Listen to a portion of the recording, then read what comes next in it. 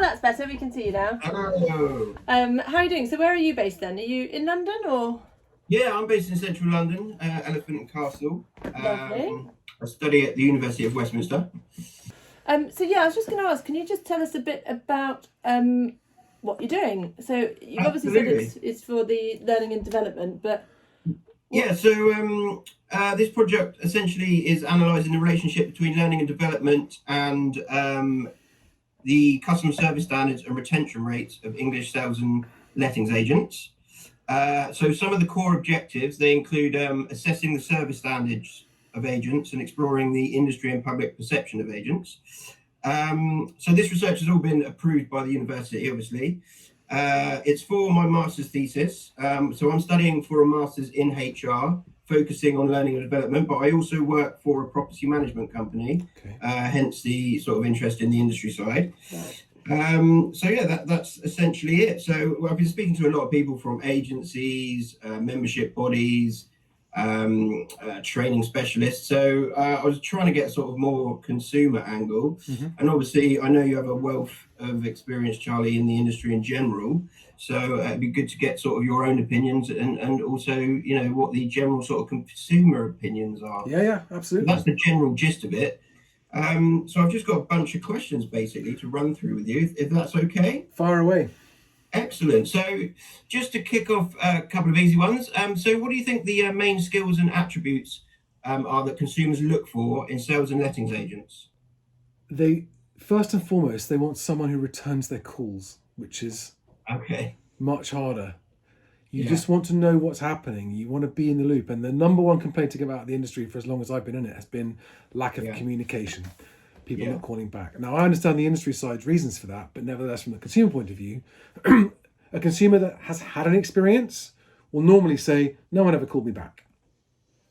Consumers who haven't had an experience, their expectations, I think their expectations are wildly misplaced. They think, oh, I'll just, any agent will do the same job, so I'll just pick whichever one does the lowest fee. And there's this massive knowledge gap amongst consumers that haven't yet moved about how complicated what agents do is. So their expectations are not only misguided, but sort of wildly out of place, and they don't even know what to look for. So it's funny that that's your first question, because in my mind that is the single biggest problem and the single biggest reason why consumers have a bad experience is because their first time out when they're choosing an agent to sell or let their home, they don't know what they're looking for. I've been through the sales process, the purchase process twice and the sales process once, not myself but with my girlfriend, so I was sort of privy to those. So I find it fascinating. So also talking about fees, do you think consumers are getting value for money when it comes to fees? It depends who they use. So if they choose an agent that really knows what they're doing, an agent that actually prioritizes the customer's experience equally with earning a living. In other words, they care about not letting a customer down. Then yes, the consumer gets actually extraordinary value for money. So if you get a higher price for your house than you were expecting when you sell it, in a shorter time than you're expecting, well, what's not to love about that? If you've got a higher price than you're expecting, do you care about the fee? No, you don't. So if your expectations are exceeded on price and timescale, you've got outstanding value for money and you can move on with your life. If you've instructed an agent that's just listing as many properties as they can and ends up failing to sell your property, which is more than 50%, by the way. Right? If you look at the Jeffries report on purple bricks, they did the whole industry. The average chance of you selling your property with the first agent you instruct is 48%. Less than half, right? So if you instruct an agent, you may not have spent any money with them, but you've still had a disastrous experience and been set back, and you've lost time as a consumer. So does the consumer get value money for agents? Well, there's a spectrum of answers to that question. The answer is it depends who they choose. If they choose wisely, yes, they get extremely good value for money. If they just think, oh, well, it doesn't matter who sells my house because my house is worth the same no matter who sells it, that's the biggest mistake they can make. They're going to go with a cheaper agent. cheaper agents with low fees cannot afford to give the level of service that is necessary to have a good experience, and therefore they have a bad experience and they get poor value for money even if they do sell. Yeah. Okay, so just going at the deep end, what do you think of the level of customer service standards of agents over the past 10 years within the industry, and sort of from your own point of view and from the consumer's point of view as well? So yeah, my opinion of the consumer experience is that the consumer experience has actually gradually worsened. It is worse now than it was 10 years ago. Right. Transaction times take longer. Uncertainty is higher. Fall through rates are higher. It's a minefield and a gauntlet. I mean, the only consumers who'll be able to answer that question for you are ones who've actually transacted 10 years ago and then transacted again now, because of course that's their only point of reference. So I think, quite honestly, if I was to take someone of my parents' generation, right, people in their 70s who've moved house, I don't know, once every 15 years, so 3 or 4 times in their life, they would say that this is a hypothetical answer, right? But if their experience now, on average, would be significantly and substantially worse than it was 15 years ago or 30 years ago. Because of the downward pressure on fees, agents have less time to provide that first-class quality of service where it just means personal contact. Yeah. Okay. So yeah, I think it's going backwards. And what do you think are the reasons for the poor public perception of the industry? You're going to get an answer. You're going to get an answer you may not expect or have heard before. Okay, that's what I like. Most people, especially first-time sellers, when it comes time to sell, and I'm sure you've got your girlfriend's situation in mind. Yeah. Your first question is, well, I wonder what my house is worth. And so you go to the property websites and you look for something similar, and you look at the asking price of what's out there and go, and you benchmark it. You don't go realistic and go, well, let's take 15% off that to be realistic, right? Yeah. You go, that's the closest one to mine, and actually mine's a bit nicer than that because it's mine and I'm in love with it. So mine's worth at least that, probably more. So you go, right, mine's worth 300 grand. So you start off with an unchallenged assumption on the value of your house. And the next thing you do is you go, wow, and now let's look at where we're going to buy. Well, I can probably knock 10% off the asking price when I buy, or I'll get a deal on that. So your expectations of what you're going to receive from your sale are high, and your expectations on what you're paying for your new home are low. So there is an expectation gap, and I promise you this happens across the board with first-time sellers. Now, your question was about consumers. To repeat the question, I want to make sure I get what are the reasons for the poor public perception? Right. So finally, you go along to an agent and you start finding out what your house is worth. And either agents are going to lie and say, oh, yes, it's definitely worth what you think it is in order to get your business, right? Which is what happens a lot of the time. Or you're going to get a decent, honest professional that tells you the truth and says, look, I'm very sorry, it's not worth 300, it's worth 285, maybe 290 if we're lucky. And you're like, well, he's an idiot, right? When actually, he's the guy telling the truth. Yeah. And the one you should instruct. Yeah. As long as they're not undervaluing it, because that can happen as well if you've got an incompetent person that undervalues a property. And then when you go to buy, you go and register with an agent you want to be financed. Hi, I'd like to go and view that house. And they check out your finances and go, sorry, it's been outside your price range. And you're offended. How dare you say that's our price? I can afford that because I'm going to sell my property for 300. Therefore, I can afford this one. And so what happens is agents are the messenger of the reality check for people with unrealistic expectations. And so what happens? What do? We shoot the messenger. Yeah. And the number one reason for the unpopular reputation that agents have with the public is, well, they're all idiots because they told me I can't afford the life I want. Yeah. So it literally goes down to the heart of people's identity and sense of self. You picture yourself living in a new place before you start the process. Then you start talking to agents and agents bring you down. So agents are unavoidably the people who are going to deliver you the reality check and make you go, I thought I could have that nice penthouse 2-bed apartment and I'm in a basement studio. And you blame the agent. You don't blame yourself. It's interesting you talk about the psychology of it as well. And someone else gave quite a good answer in a similar vein that the deal of buying and selling a house is essentially the agent is between two warring parties, and one of those parties is going to lose out. So 50% of the people in that deal are not going to be happy, which is where it comes from as well.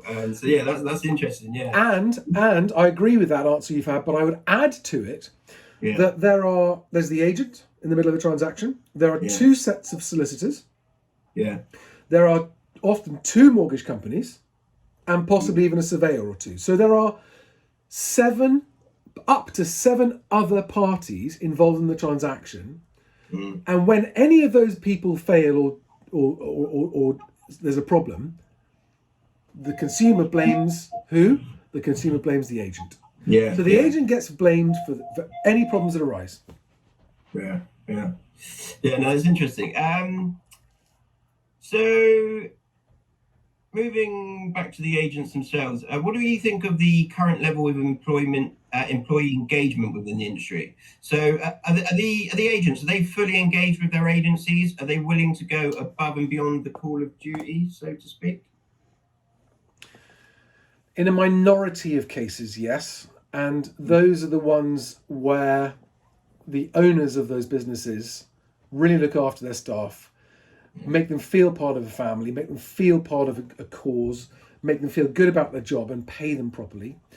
And those agencies are the ones getting the higher fees, and they can afford to invest in doing that with their staff. But they are, unfortunately, in the minority. So I'd say you're talking about maybe 10% do get good engagement. And you can sense it when you walk into an office, right? You can sense it. You go into an agent's office, and there's a vibe. There are people smiling, having a laugh, having a giggle, and so yes, those companies do exist, but they are rare. Yeah. The vast majority are just varying shades of mediocre in terms of staff engagement. Who enjoys a corporate training day? Not a lot of people. And then you get some shockingly bad bosses who treat their staff appallingly badly. So on the whole, the industry suffers from attracting talent, but on the whole, the industry does not do a great job of taking care of its staff. There are exceptions, and those exceptions are to be noted and applauded, but generally speaking, pretty poor. Yeah, that's what I'm hearing, definitely. And I'm also hearing, like you said, there's such a wide range when it comes to sort of standards and levels of many things. There is from I've had apocalyptically appalling to the absolutely fantastic. I think that wide range is one of the issues. But why do you think the industry suffers from high labour turnover? I think it's unkept promises by bosses. I mean, I know I have a really close friend of mine right now who's just left. He was previously at a very high paid job in a countrywide brand in London, been there for 20 years in one of the countrywide brands. He's moved to the countryside and he's gone and got a job with a reputable independent agent with about 5 branches. And he's being treated appallingly. And he's one of the most hardworking, loyal and professional agents I know. He's being treated appallingly badly. Sorry, the previous place or the new place? The new place.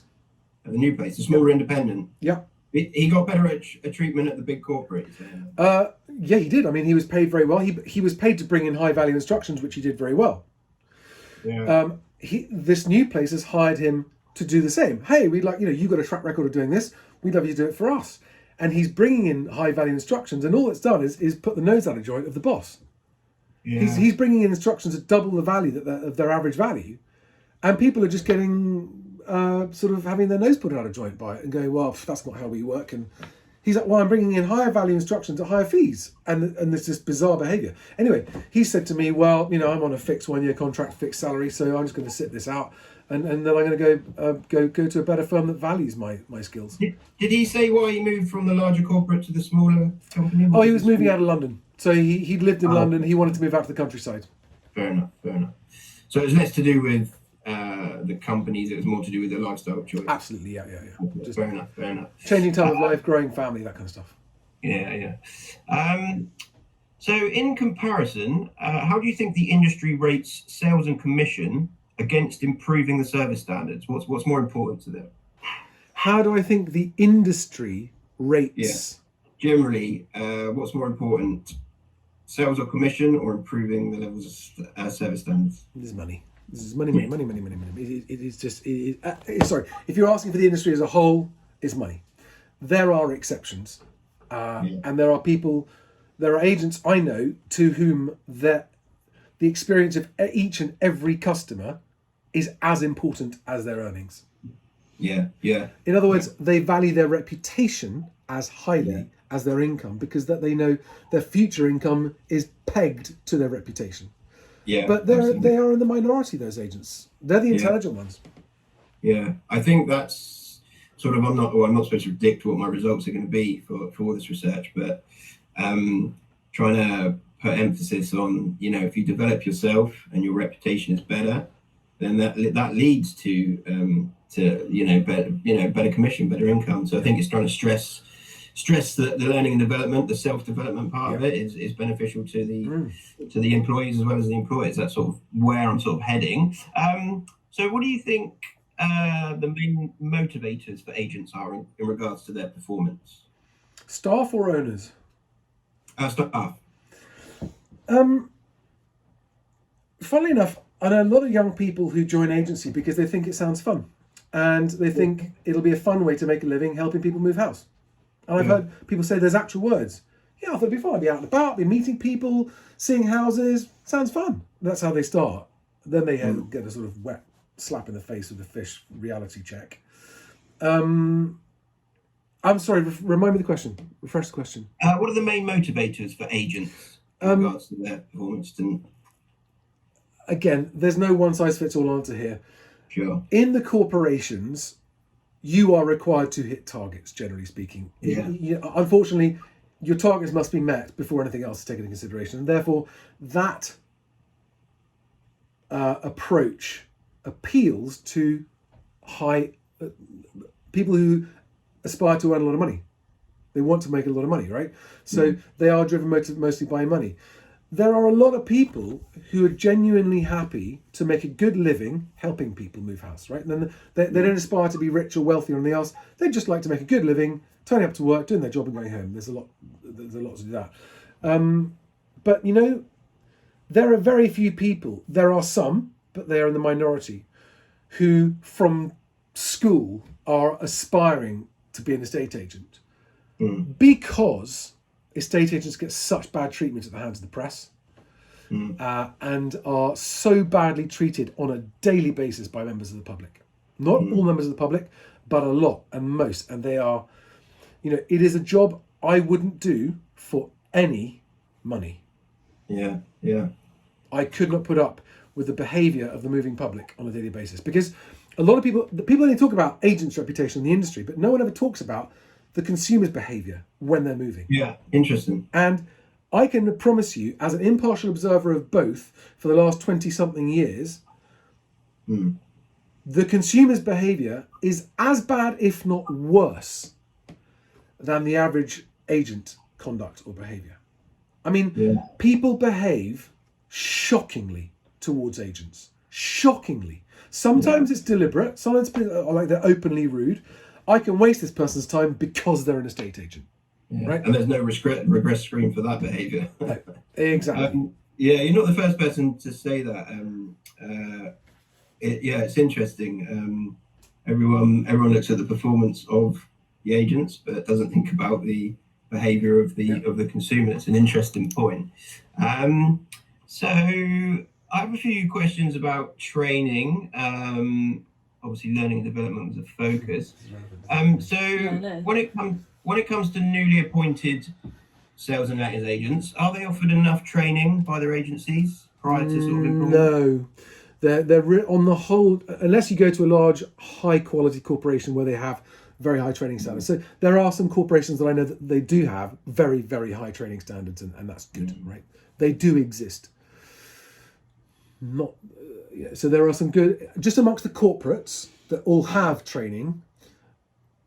Some of them are very good. Most of them are a bit average and mediocre. And I actually can speak from first-hand experience of this in terms of I've been part of judging panels of agency awards And I've seen the training programs happening inside these corporations, and I've seen the output of them. And so you get a lot of the sort of high-performing independent agents that have got maybe 3 or 4 or 5 branches, and they're quite high profile, and they invest in their marketing.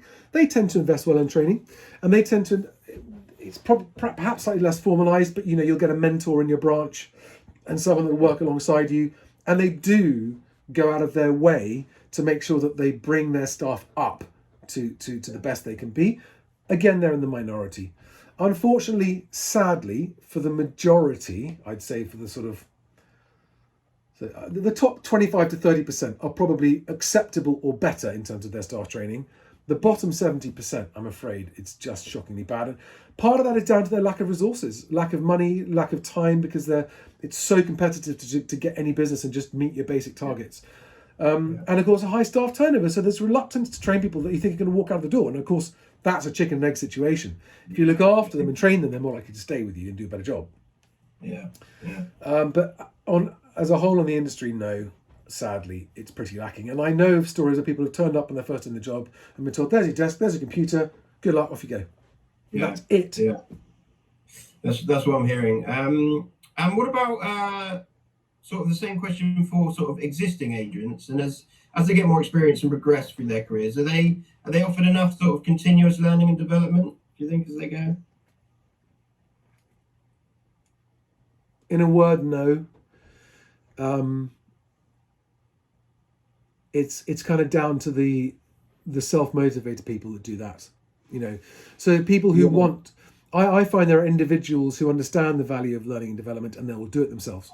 They will just continue to try and be better themselves in their own way, independently of their employer. They'll want to just progress and improve themselves. And I think it's 6 of one and half a dozen the other, because if you're an employer offering it, but your employees aren't interested, well, then it's a waste of time and money. They're going to sit there and just treat it as a day off when they're on a training course.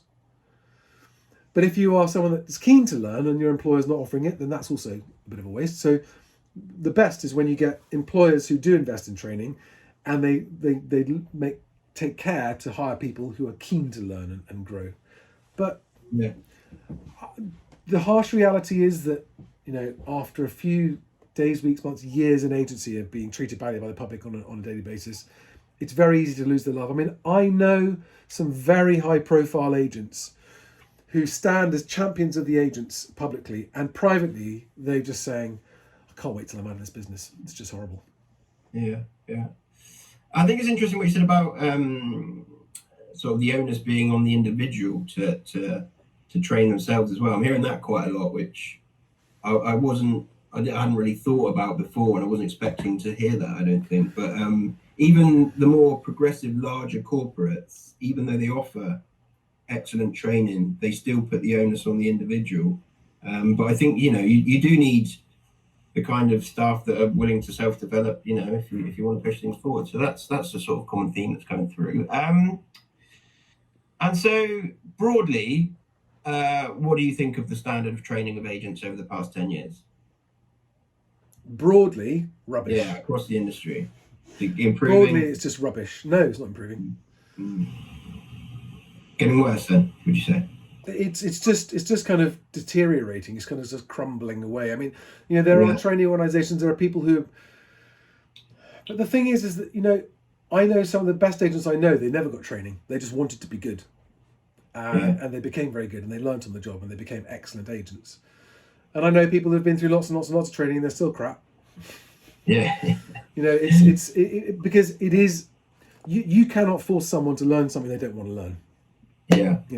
I mean, if you take a group of people and try to put them through regular training, they will get better, whether they like it or not. They'll learn stuff. But I mean, don't know if you know, but one of my hobbies is I'm a pilot, and oh wow, and as a pilot, the very first thing you realise is that you're on your own. You are on your own, and no one's going to come along and train you or help you be better. You've got to do it on your own, and if you don't, you can't keep on flying, because your flying skills don't. It's not like riding a bike, right? You can't just get back on after you and keep going. Your skills decay very quickly. So if you want a self-motivated person that has the energy and motivation to keep on learning and growing and learning and growing, that's why 80% of student pilots that start learning never complete and pass their pilot's license, right? Okay. And of the ones who do complete and get it, 60% of them don't renew it after the first 2 years. Okay. So because they aren't self-motivated. So there's going to be an interesting point to make at the end of this question. There's something that Sam and I talking about this morning, which I'll let you know about, which is actually very relevant to this. So what about do you think the negotiators themselves, modern negotiators in this day and age in 2020, do they have an appetite for the training and learning development? Are they screaming out for it? Do they want it? No. You don't? They're not screaming out and asking to be trained by corporate. They're not, anyone who's screaming out and yearning for development will go and do it themselves. However, they will make sure that they progress, whether their employer is helping them or not, right? So I don't think anyone is saying, train me. It's I mean, I could be wrong, but the negotiators I know, they just want to get the next deal done. Yeah. If, however, they came across someone that they thought was a heroic success and they wanted to be like them, then they'd hang around with them all day. They would gladly hang around with a sort of mentor figure if it was someone that they could have one-to-one time with and learn from. And I've seen that happen. Do you think negotiators are more inclined to look for mentors and coaches than training? Yes. Possibly. Yeah. Okay. Yeah. So a bit of an obvious one, but I've got to ask them. Do you see a relationship between learning and development specifically and the service standards of agents? Well, this answer might surprise you. Actually, I don't see a relationship between those two. No. No? And Okay. the reason that I don't is because, as I mentioned earlier, I know agents who never had any training and they're fantastic at it.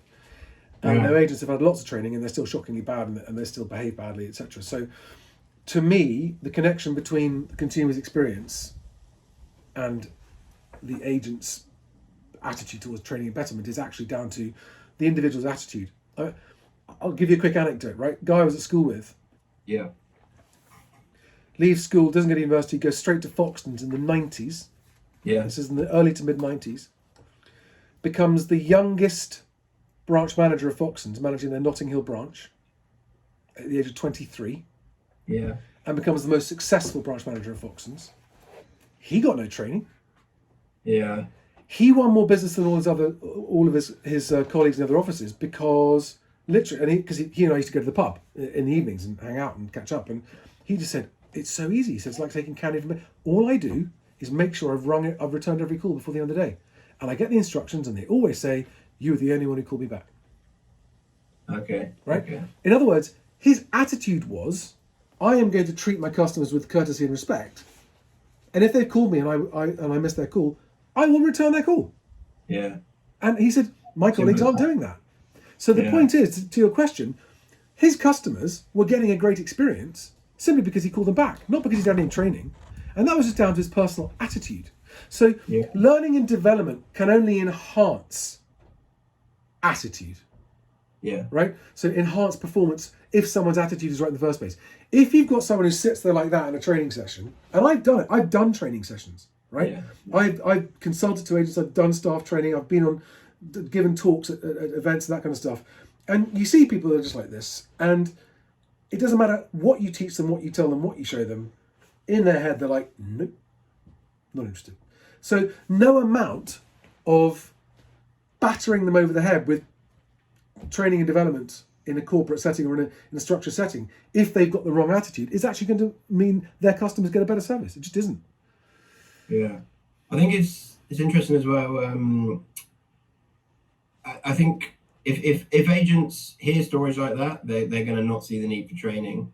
Some people don't need it, and that I think some people talk about a blended approach to training and giving the individual a sort of learning and development plan based on what they're like. So, like you said, if they're more inclined to look for a coach or a mentor, maybe push them in that direction. So, sort of like a tailored, almost. I mean, it's an expensive and time-consuming thing to do, but a tailored sort of learning plan for that individual. I think it's interesting that you say a lot of people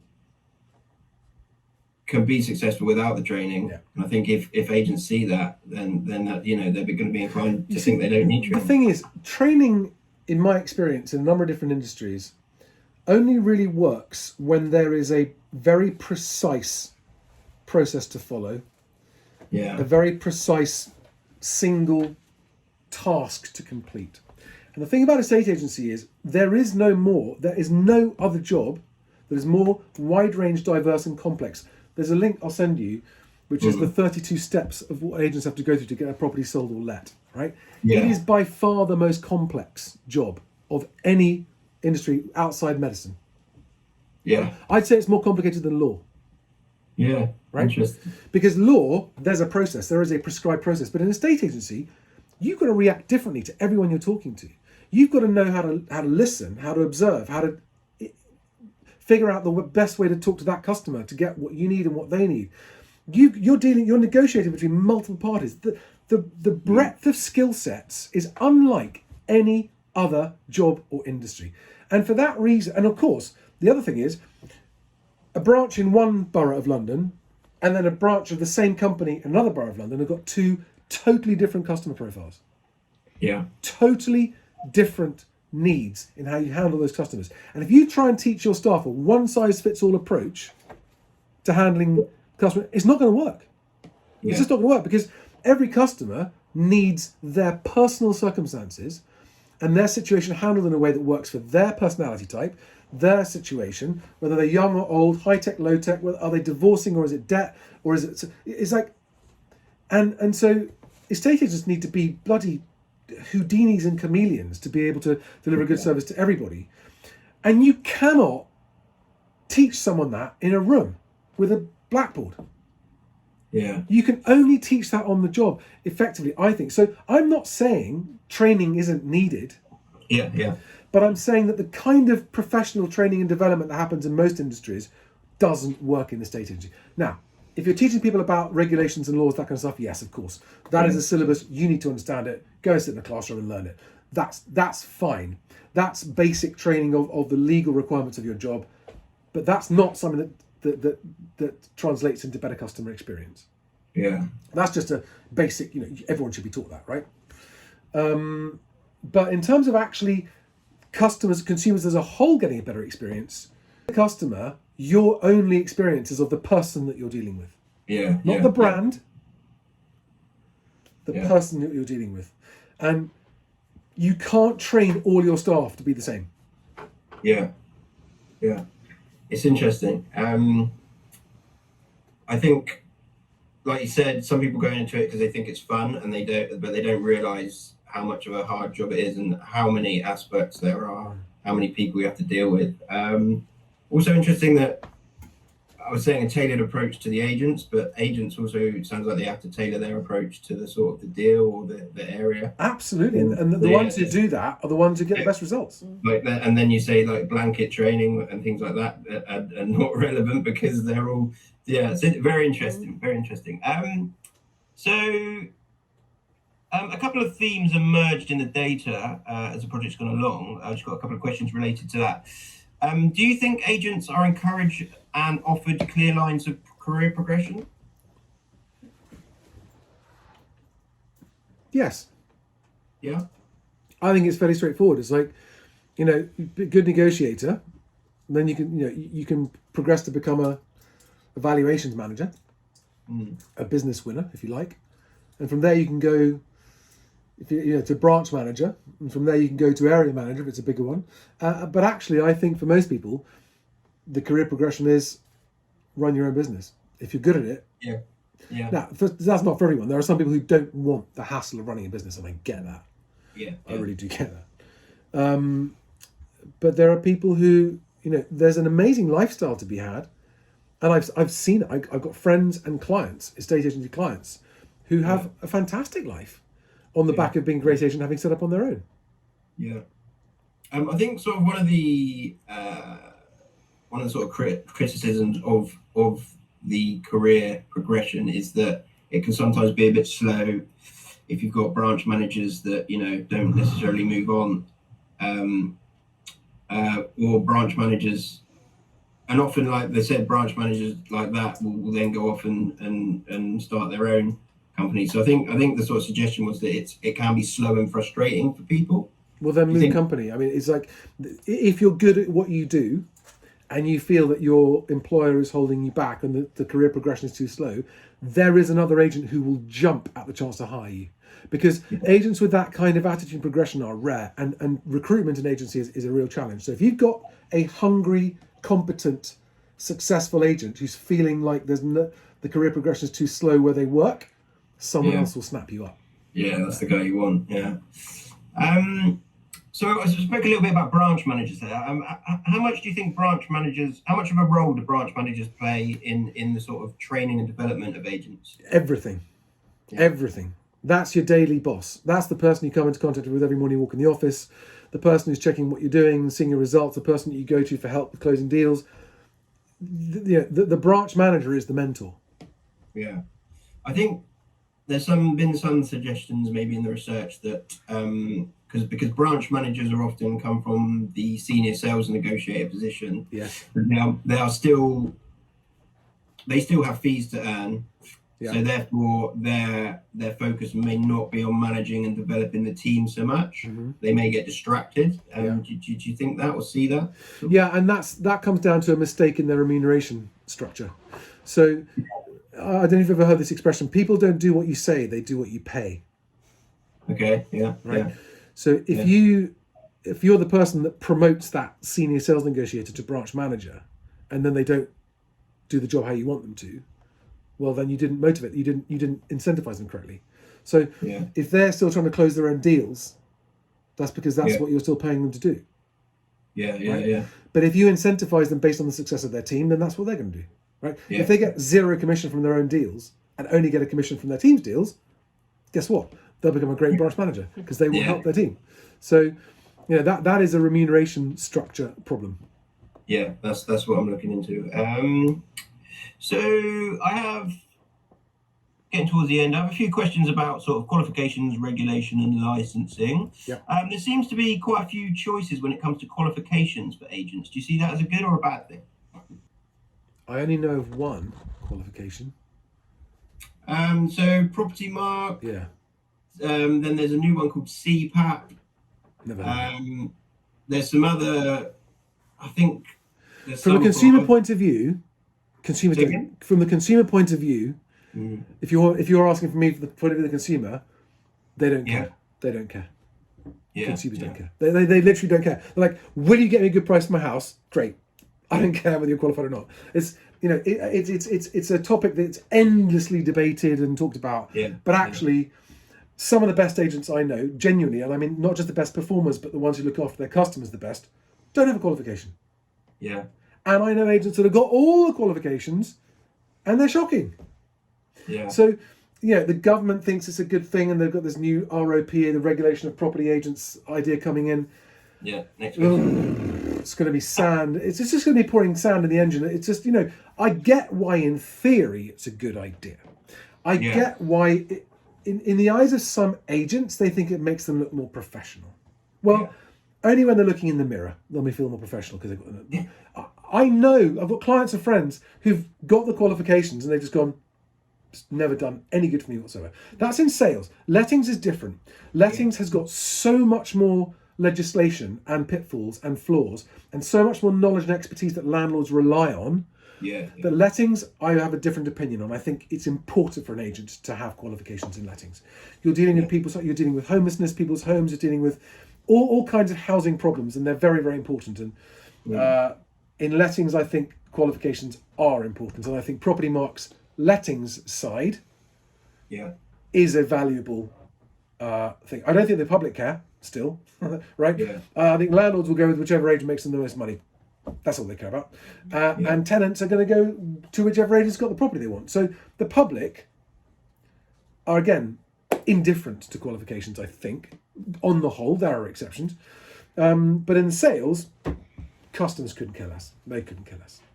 So if we're saying some of the qualifications may be irrelevant, people aren't that interested in them, what about and essentially the ROPA regulations are just regulations, not essentially sort of laws or anything.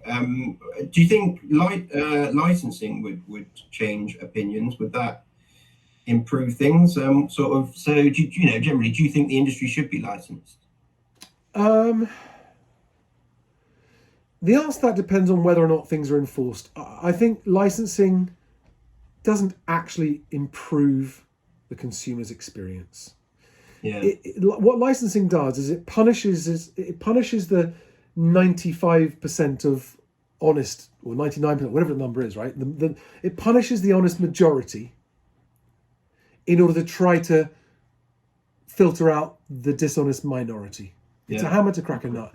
I think licensing, if the process of getting a license meant that you actually learnt a sort of minimum basic level of qualification about the industry, that's a good thing.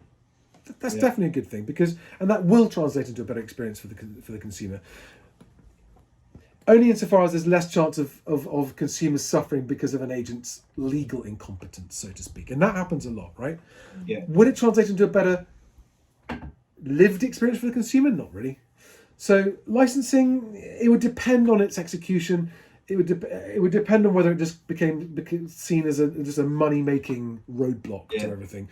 I mean, in the States, as you know, they all have to be licensed. Has that changed the public impression of agents in the States? I don't think so, not at all. I think what they've done right in the States is that agents, it's always about the individual realtor in the States. It's always about the individual personality. You see, the consumer doesn't care about which brand they work for. You see the guy's mugshot or the woman's mugshot up on a big billboard saying, "Hi, I'm the best realtor around here." They've got that right because they understand it's about the relationship. Over here, agents think it's all about brands, and it's not. The consumer doesn't care about brands. The consumer cares which individual is actually going to be the person that sells my house. So, will licensing work? I mean, if it was done intelligently, so that it was a cost-effective and value-adding process, then yes, it would be great. But if it's done by the government or any other such organisation, then no, it'll just be a shockingly horrible, expensive administrative overhead. So depending on how well it was executed, licensing could be a good thing, or it could just be more red tape. Yeah. So do you think the industry will become licensed? I don't know. I honestly don't know. I can't second guess the government. There are so many unpredictable curveballs that may or may not affect whether that happens or not, whether it gets the parliamentary time it deserves. They're trying to, yes, they're saying it's going to, and my contacts at Property Mark have told me it's happening, it's going to come, but until the vote in the House, until the law's changed, it's not done, right? So if it's not going to happen in the next couple of years, maybe 5 years out, possibly, but there's a lot of things that could change it. Do you think ROPA's sort of the precursor to licensing?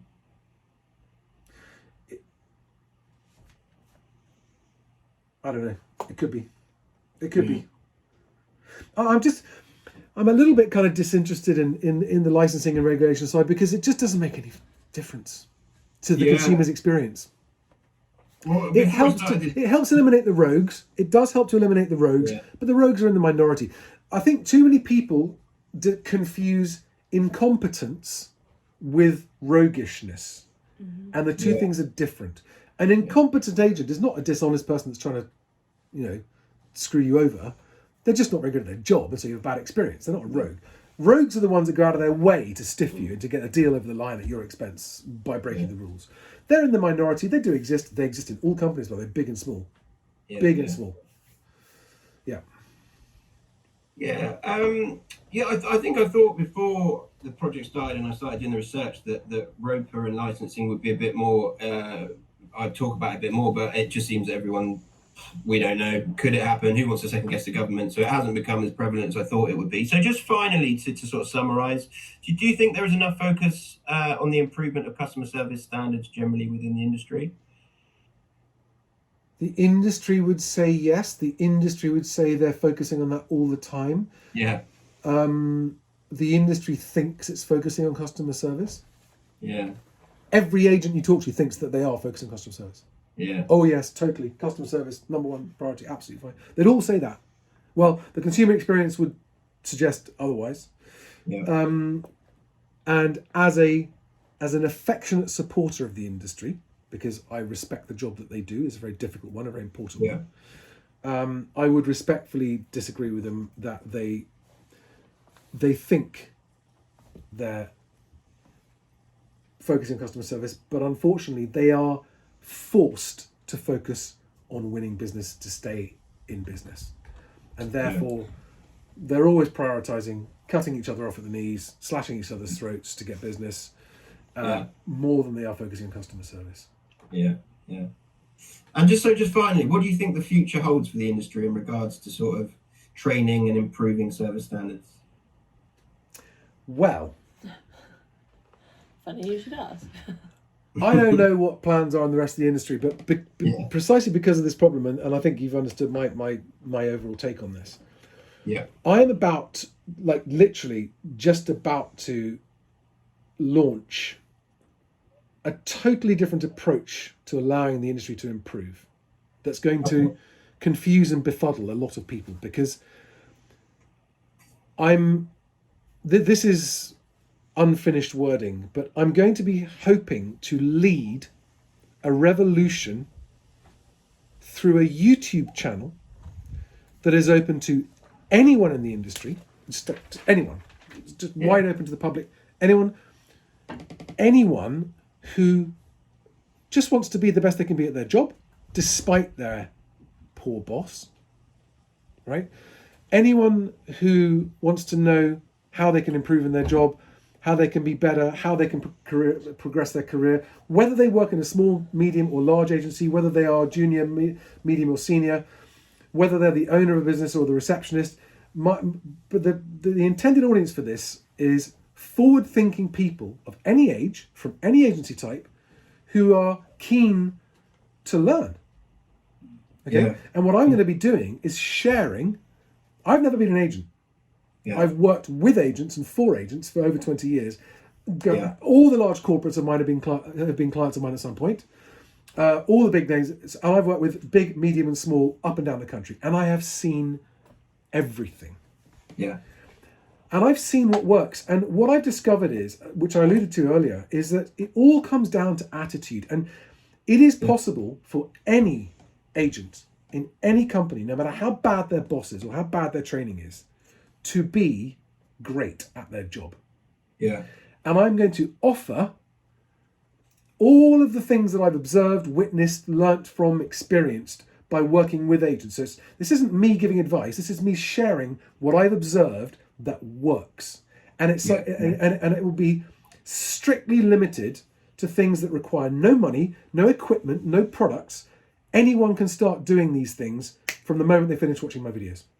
And that's just free to view videos. Absolutely free, yeah. 100% free. It's interesting because that goes back to one of the themes coming out was about people saying that the onus should be on the individual to develop, which I sort of maybe wasn't planning to sort of hear that. No. So that's fascinating because that is now becoming a more prevalent theme about self-development and the onus being on the individual. You know, don't rely on your employer, don't rely on a big corporate. You know, go out there, learn it yourself. And people did mention, you know, there's lots of material out there. Listen to podcasts, look at videos. You know.